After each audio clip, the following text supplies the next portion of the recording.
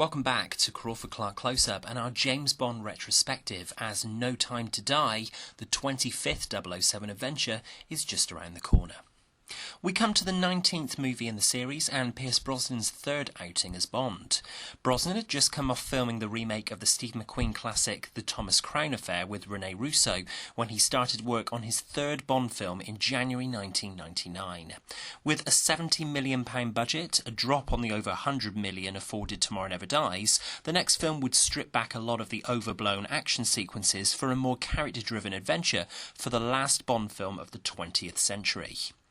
Flying to Miami shortly after the release of Tomorrow Never Dies in December 1997, Barbara Broccoli watched the In-Flight Entertainment, a recorded edition of Nightline broadcast on ABC on November 13th. In it, Pulitzer Prize-winning writer Daniel Yergin opined that the Caspian Sea oil fields, which were underused during the period they were under Soviet control, could prove a major economic asset. Baku had become a boomtown with casinos and luxury hotels. The big problem was getting the oil out of Azerbaijan, since many of its neighbouring states were hostile. Both Michael G. Wilson and Barbara Broccoli agreed this idea had potential, and the trailblazing oil pipeline became the basis of the script. The producer's development executive, Simon Matthews, suggested British writers Neil Purvis and Robert Wade to work on the script. Purvis and Wade had written the acclaimed drama Let Him Have It in 1991, the story of Derek Bentley, who was hanged for the murder of a police officer. They were invited to meet the producers in Piccadilly. Over the next few months, the writers, Simon Matthew and the producers worked on ideas. The writers also watched Dana Broccoli's prints of previous Bond films in MGM's private cinema. The first draft treatment, actually titled Electra, dated February 4th, 1998, set the opening scene in Havana. In it, Bond has a metal pin in his shoulder as a result of a bomb blast at MI6. Writers Purvis and Wade were keen to stress that the Bonds are always trying to do variations on the actual formula, and that there's a backstory to this movie which is more complex than in most straight thrillers. Documentary filmmaker Michael Apted was approached to direct the film in August 1998. Initially appearing an unusual choice, producers Broccoli and Wilson felt that Apted would put more emphasis on the importance of character in this film, given the more complex script this time around. For Apted, it was important to be able to compete with the other great action films out there at the turn of the 21st century, whilst also anxious to hang on to reality. In early versions of the script, the bare bones for Bond's new antagonists were already present. Bond's adversary was Renard, French for fox, a terrorist with a bullet lodged in his skull. The first draft screenplay was delivered on June 18th, 1998. It added a chase on the River Thames in London with an assassin named Cigar Girl in a speedboat and Bond in pursuit wearing a jetpack. Michael Apted drafted some story needs on 14th of August 1998 for Bond 19, stating that Renard should be placed early in the story to distract the audience from thinking Elektra is a villain. Bond and Elektra's relationship should be well developed, so the twist in the story is more devastating to Bond because he is being totally duped. Moneypenny to fill in the gaps for Bond about how M is involved with the King family, something that never made the finished film, and an instruction to make Zukovsky more sinister. Then it's a nice twist when he saves Bond's life. In the second draft, dated September 16th, an injured Bond is examined by Dr. Molly Greatrex, and the finale has now been relocated to a nuclear submarine beneath the Bosphorus. But Apted wanted to enhance the dynamic between Elektra and M. The studio suggested that Apted's wife, screenwriter Dana Stevens, be brought in to work on this aspect, and she delivered a draft on November 27th. In addition to embellishing the relationship between Elektra and M, in Stevens' draft, the opening scene at the bank was now set in Geneva. Dr. Greatrex's scene was gone, and Q has a new assistant, R. Apted was beginning to worry that Bond himself was disappearing from the script, and Elektra and M were taking over. Apted got Bruce Fierstein, fresh from his work on the two previous films, to modify the script. The final shooting script is credited to Purvis, Wade, Stevens and Fierstein, and is dated June 28th, 1999, some 5 months into principal photography on the film. The title of the film is also revealed, the very Bondian The World Is Not Enough, a translation of the Bond family motto from the Latin Orbis non sufficit. Writer Robert Wade recalled that he interpreted the title as there always being something to strive after. Bond is a man who's never satisfied. The producer's view was more that the material world is not enough, and that there's a spiritual level, that Bond is like a knight of the round table. With the script in place, The World Is Not Enough would mark the first time in 12 years that the Bond team would use Pinewood Studios as their base, and filming commenced on Monday, January 11th, 1999, with a scheduled wrap date of Friday, May the 28th. The MI6 scenes were the first to be shot for the film. The film opens with Brosnan's third gun barrel sequence, which opens for the first and only time so far in the series on a close-up of Bond himself, bespectacled, heading to the banker's office in Bilbao. Crowds flock to Bilbao's streets to watch the filming as Bond descends from the office window to the ground below. When the film is screen tested later in the year before release, this was initially where the filmmakers chose to end the pre-title sequence. For the audience, used to big, explosive action set pieces opening each successive Bond movie, this was significantly lacking. Therefore, the following MI6 bomb and boat chase along the Thames were added onto the sequence, making for the series' longest pre-title scene at 14 minutes. Reportedly, this record is soon to be beaten by No Time to Die's 20-minute opening scene. The Thames boat chase is widely regarded as one of the series' most impressive set pieces, and rightly so. Brosnan is brilliant as Bond in pursuit of the cigar girl. Brosnan even decided to ad-lib the straightening of his tie underwater in the Q-boat. It's a shame, therefore, that in an admittedly blink-and-you'll-miss-it moment, when Bond fires both torpedoes from the Q-boat at the water's edge, the editing is off, as Bond fires the first torpedo from the top, which is now empty, before immediately firing the same torpedo. Even for Bond, that's pretty impossible. The most logistically problematic shot of the whole sequence to film was where Bond crashes the Q-boat and dives for the mooring rope of the hot air balloon. High tide gives the stunt crew 5 minutes to complete the stunt at the end of the boat chase. If the stunt crew miss the shot, they will have to wait until the following day to try again. They couldn't get the chop on the water for the right height for the Q-boat to scale the top of the Sunseeker. The crew would use 6 boats for the sequence, and the shot, which lasts 5 seconds in the finished film, took 6 days to shoot. 7 weeks on the river and months of preparation result in the first big action sequence of Twine being completed. The World Is Not Enough also marks the first time that M, Moneypenny and Q all feature in the pre-credit sequence of a Bond since On Her Majesty's Secret Service 30 years earlier. In a nice nod back to The Spy Who Loved Me, where Moore's Bond parachutes into Maurice Binder's title design, so too does Brosnan disembark from the Millennium Dome into Daniel Kleinman's kaleidoscopic title design this time around. It's another solid design from Kleinman, focusing primarily on the oil theme of the movie, with a top theme song from Flavour of the Moment in the late 90s, Garbage to boot. Remarked Lee Pfeiffer and Dave Worrell in Essential James Bond, as with Sean Connery and Roger Moore before him, Pierce Brosnan seems to have found the perfect balance to play Bond in his third outing in the role, providing a near-perfect blend of humour and raw sexuality without ever sacrificing the feeling of potential danger which Bond should always exude. For Brosnan, the films come round so quickly it's like I've never left the shop.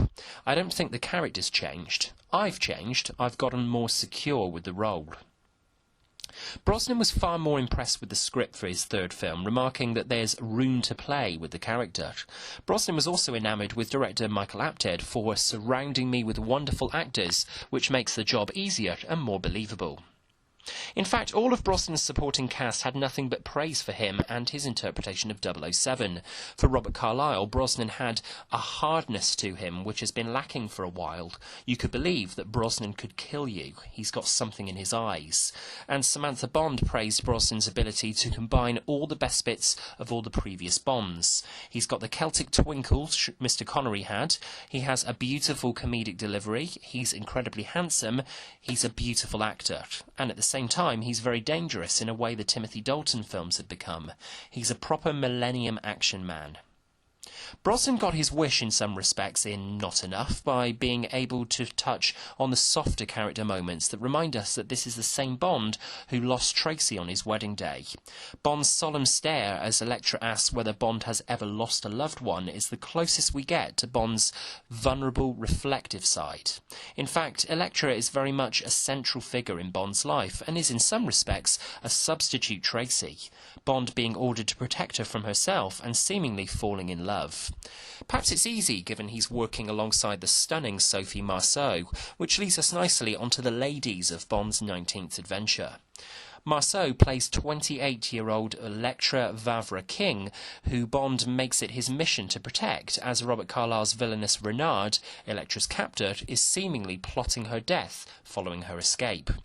Elektra is resourceful, intelligent, and ultimately seduces Bond to the point where he even concedes to simply taking pleasure in great beauty.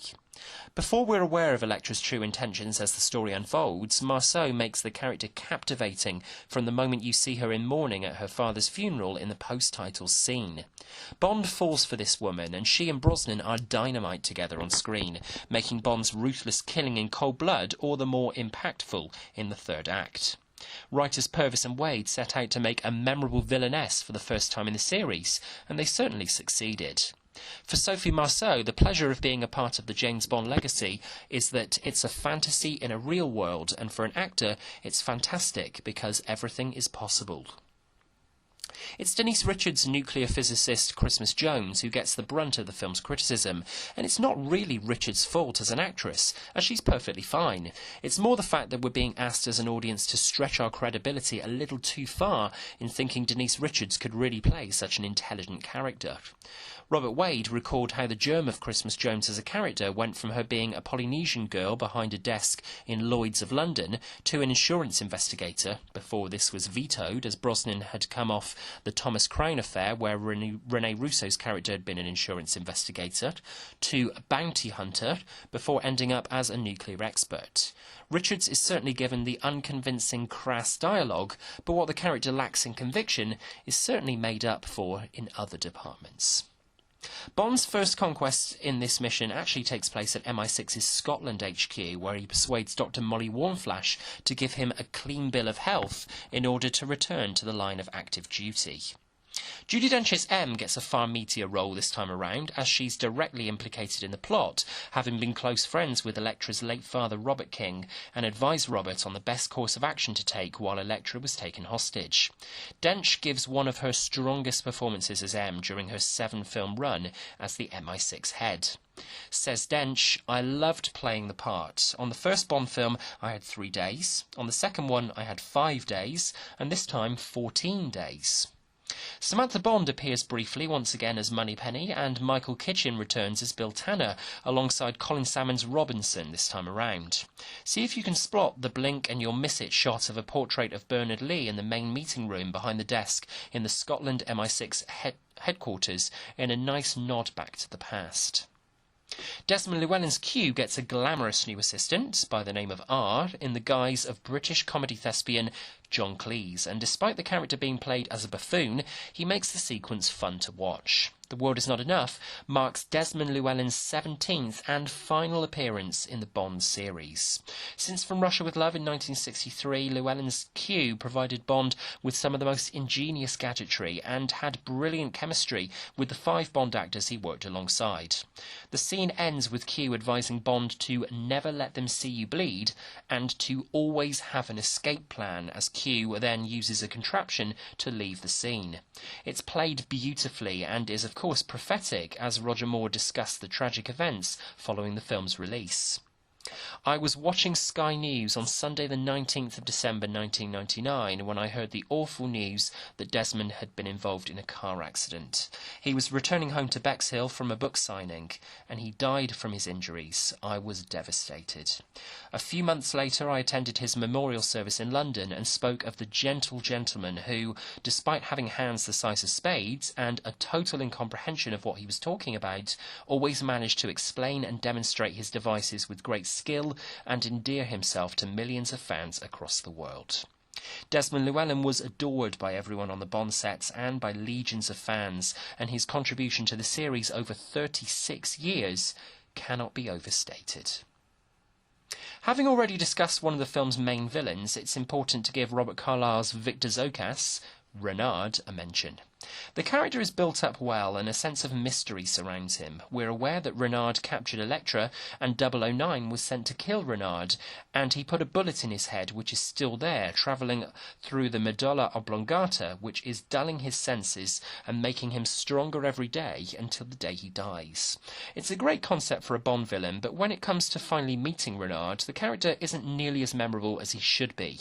He gets to Bond, manipulating him and taunting him about Elektra and saving his life in the banker's office, but there could have been a real one-on-one between he and Bond in this film which would have elevated the character. We're to discover in the film's second act that Elektra fell for her captor and seduced Renard, as she did Bond, to her way of thinking and her plot for revenge. If Renard had got a little more involved in the action and the character had been written to be involved in some more action sequences, he could have been a series best. The character does, however, get quite a haunting entrance to the film in the Devil's Breath sequence, a Hindu place of pilgrimage, which was shot in the gardens at Pinewood Studios on March the 3rd, 1999. Brosnan regarded Carlyle's Renard as the best villain during his Bond run.